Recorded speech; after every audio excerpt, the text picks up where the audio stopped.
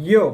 तो दोस्तों, स्वागत है आपका मेरे चैनल में। और आज हम लोग डिस्कस करने वाले हैं south Indian film industries Hindi belt में कैसा परफॉर्म करती हैं। तो आप सब जानते ही होंगे कि साउथ इंडियन फिल्म इंडस्ट्री चार मेजर फिल्म इंडस्ट्रीज से बनी है: कन्नड़, तमिल, तेलुगु, मलयालम।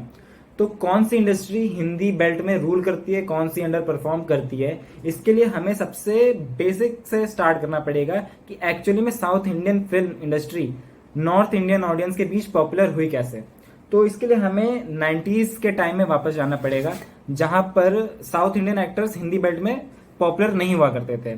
तो बेसिकली सिर्फ दो एक्टर्स ऐसे थे जिनको हिंदी ऑडियंस अच्छे से जानती थी, तो वो थे रजनी सर और कमल सर। और रही बात डायरेक्टर्स की जिन्होंने सक्सेसफुली हिंदी में वर्क करा था, तो वो थे मणिरत्नम और एस शंकर। 90s के दौर में मणिरत्नम ने दो कमाल की कल्ट मूवीज रिलीज करी थी हिंदी बेल्ट में।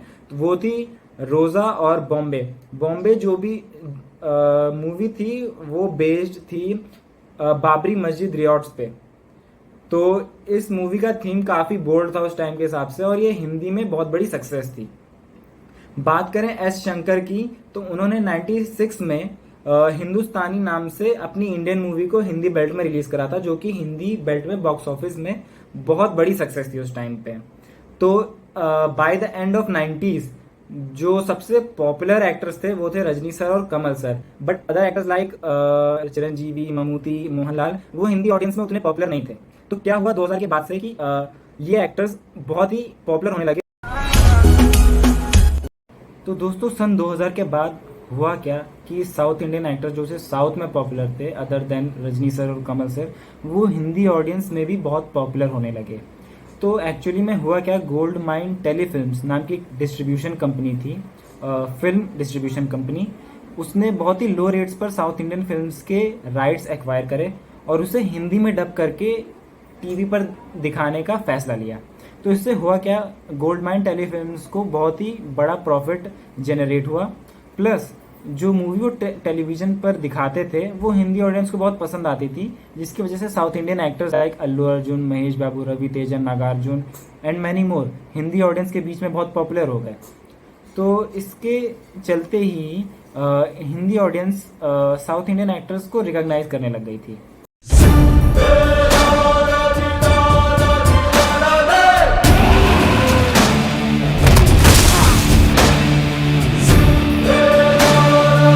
तो दोस्तों, before Baahubali South Indian movies Hindi belt में बहुत ज़्यादा स्ट्रगल करती थी, just because South Indian stars Hindi audience के बीच में पॉपुलर तो थे, but still Hindi audience Bollywood stars को ही थिएटर में देखना प्रेफर करती थी।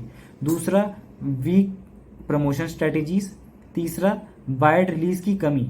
वो लोग इतनी वाइडली हिंदी ऑडियंस के बीच में अपनी मूवीज को रिलीज नहीं करते थे, जिसकी वजह से उन्हें बॉक्स ऑफिस पर बड़ा पुल नहीं मिलता था। और before Baahubali the biggest successful South Indian movie in Hindi belt was Enthiran, और जिसे आप रोबोट के नाम से जानते हैं। You want it, come and get it, boy, or are you just a robot toy?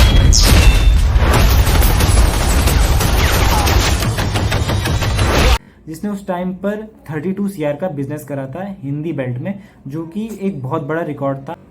तो दोस्तों, बाहुबली की रिलीज के बाद ही साउथ इंडियन फिल्म मेकर्स को ये रियलाइज हो गया था कि अगर वो अपनी मूवीज को हिंदी में डब करके नॉर्थ इंडिया में रिलीज करेंगे तो उनके पास एक्स्ट्रा प्रॉफिट जनरेट करने का बहुत हाई चांस है। तो सबसे पहले ये बात रियलाइज करी तेलुगु फिल्म इंडस्ट्री ने, और उन्होंने कॉन्स्टेंटली पैन इंडिया रिलीज करने का सोचा, और उसी वजह से उनके पास सबसे बड़ी पैन इंडिया मूवीज हैं लाइक पुष्पा 2, बाहुबली 2, कल्कि 289, 8AD, RRR, सलार। और अगर इन मूवीज के बॉक्स ऑफिस कलेक्शन को देखा जाए, alone in Hindi, Pushpa 2 with 858 CR, Baahubali 2 with 721 CR, कल्कि 289 8AD with 345 CR, RRR with 335 CR, Salaar with 181 CR। और 9 मूवीज तेलुगु की ऐसे हैं जिन्होंने हिंदी बेल्ट में 100 करोड़ से ज्यादा की कमाई करी। Moving on to Kannada industry. Kannada industry Telugu film industry जितनी हिंदी बेल्ट में पॉपुलर तो नहीं है, बट स्टिल उनके पास KGF चैप्टर 2 और कांतारा जैसी बिग पैन इंडिया हिट्स हैं। KGF chapter 2 with 525 CR and Kantara with 100 CR। Moving on to Malayalam. Malayalam OTT platforms पर तो सक्सेसफुल है, बट नॉर्थ इंडिया में इसका थिएट्रिकल रीच बहुत ही कम है। ऑलमोस्ट ना के बराबर है। अगर हम मार्को को हटा दें तो इनके पास हिंदी बेल्ट में कोई भी हिट नहीं है।